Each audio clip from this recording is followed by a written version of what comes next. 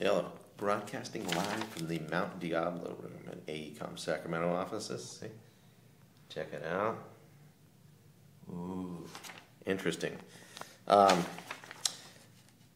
Picks, it's back.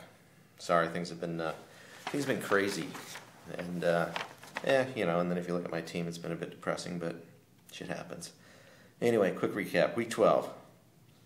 Big games, let's see, the biggest games, Masters 99, He Hate Me 86. Big for the Masters, keep them in the playoff hunt. Tolbert, 17 points, 7 of 8 teams in double figures for the Masters. Nobody really went off, but hey, it doesn't really matter if someone goes off, because look at He Hate Me, had the Great White Buffalo. Peyton Hillis with 37 points, but Peyton Manning threw 4 picks on Sunday night, and just didn't happen for Trexler. Tough break. The Cox, 91. Seatown Cultural Nation, 77. Vic goes off for 28. Dwayne Bowe goes off for the Nation for 35, but Cox come out on top. Circus McCorkus clinches a playoff berth with a 91-86 win over the Owls, and yes, Harry, you're right. Whew. Let me tell you, man. Brady with 37, Foster 21. Owls were led by Michael Turner with 17, and Phillip Rivers, 7 points? What's up with that? That was crazy. Last week when I needed him to suck, he goes off. Go figure. Third and long with another loss. Bottom of the barrel, 81-68 over Bergfolk. Jamal Charles with 22. Aaron Rodgers led third and longer with 29 points, but it did not matter.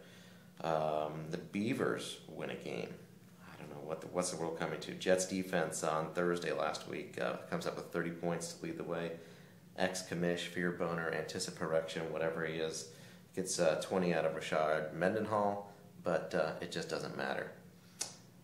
Finally, top of the heap with a huge win, or maybe not a huge win, but actually it was a big win, but a rout over the Big Brown Bears, 92-47.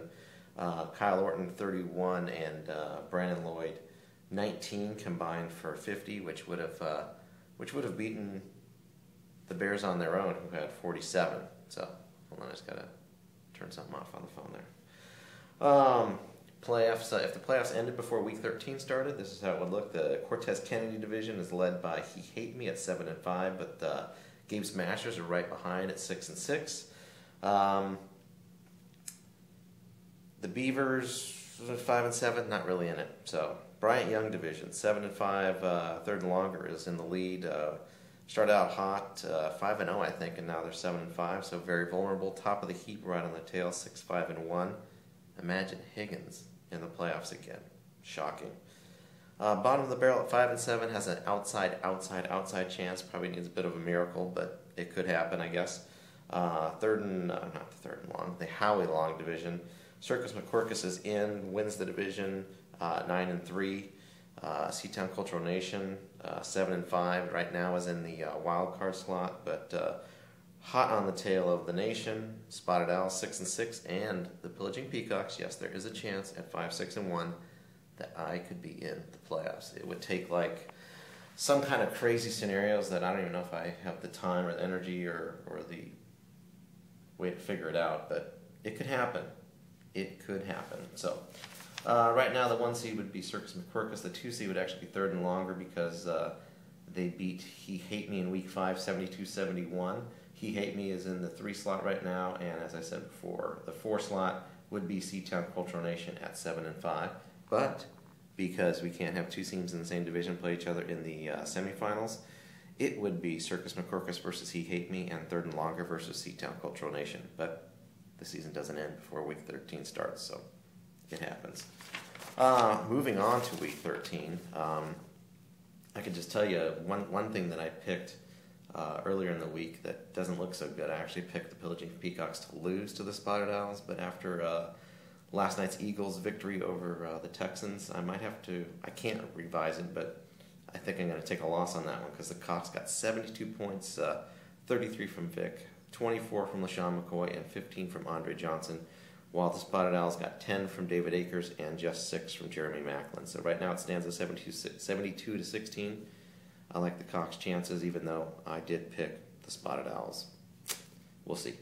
Game of the week, third and longer, 7-5 versus top of the heap, 6-5-1. This very well could be the Bryant Young Division Championship. Key matchup, running back. The Heap has Chris Johnson going versus Jacksonville, and Ben Jarvis Green Ellis going against the Jets. Johnson last week, 7 carries, 5 yards, with Rusty Smith, Rusty Hilger, whoever the hell it is, as their quarterback. Kerry Collins is supposed to play, and Jacksonville isn't nearly as strong on defense, so look for Chris Johnson to rebound. Green Ellis against the Jets. Don't know so much there, but anytime you're trotting out Justin Forsett and Marion Barber III as your starting running backs, I can't pick you. Sorry, Burke Falk. Even with Aaron Rodgers at quarterback going against the 49ers to tell them to F you for not picking me number 1 and picking Alex Smith, I'm going with the Heat. As I said before, I had the Spotted Owls beating the Cox, and I had it at wide receiver with actually I had Jennings and Calvin Johnson, but I guess Glenn did a little switcheroo there. I have Andre Johnson. I just have no confidence in Larry Fitzgerald because Derek Anderson's busy laughing on the sidelines, but that's none of your business, and he busts his ass every week or whatever. He puts his freaking heart and soul into it, man. Come on. Next up, Circus McCorkus 9-3 versus Seatown Cultural Nation 9-5. Yes, I am pulling for Circus McCorkus. Keep playing hard, and because I need Seatown Cultural Nation to go down. And I see the key matchup: Brady versus the Jets and Sanchez versus the Patriots. A little head-to-head matchup. Brady, as much as I hate the pretty boy and his hair plugs, I got to go with him over the Sanchez, just because that's a gay nickname, and never really liked Sanchez or USC. Plus, Adrian Peterson, is he injured? Is he not? Should Cooper play him? Should he not? Don't know. Dwayne Bowe could come up with another 3 or 4 touchdowns and negate this whole thing, but I'm going with the Circus. Cortez Kennedy division, he hate me 7-5 versus the Beavers 5-7. I think Shannon is still tending to Shannon Jr. He did get 23 points out of Matt Schaub last night, but still going with the hate. Wide receiver position, Welker and Mike Williams from Tampa Bay. Going against the Beavers, Steve Smith and Chris Chambers. I don't even know if Chris Chambers suits up each week, so going with the hate to avenge the Week 2 loss to the Beavers to take firm control of the Cortez Kennedy division. Also in that division, Mashers going to try to stay right on their tail. 6-6 versus Fear Boner, Anticiparection, Ex-Commish, Ex-Decent in Fantasy Football, Didio. Josh Freeman playing versus Atlanta versus Roethlisberger, taking sacks against Baltimore. There's reports that Roethlisberger does have a broken foot, but they're denying the whole thing. Plus, how can you go with a team that has Steve Johnson, who basically said that the reason he dropped me, after he dropped that potential game-winning touchdown catch last week against the Steelers, blamed God. Said, man, I praise you, and then you let me drop that pass. Yeah, it was God's fault. Whatever.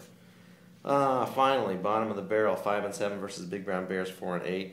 If there ever was a turd of the week, turd of the year, this is it, just because pretty much those two guys are out of the playoff picture. But I give the nod to bottom of the barrel. Sorry, Keisha. Little Cub is going to have to regroup and come back next year. Maybe a name change. Who knows? Jamal Charles and Cedric Benson versus Toby Gerhart and Ricky Williams. Again, Frank Gore goes out with a broken hip. He's done for the season. So when you're putting out Gerhart and Ricky Williams, that might rival the Justin Forsett, Marion Barber III running back tandem as the WTF lineup of the week. So anyway, that's pretty much it for this week. Stay tuned for next week. I'll try to do the full playoff scenario since it should be narrowed down a little bit more. Watch out for the Cox. We're coming hard. We're coming strong. Bring it.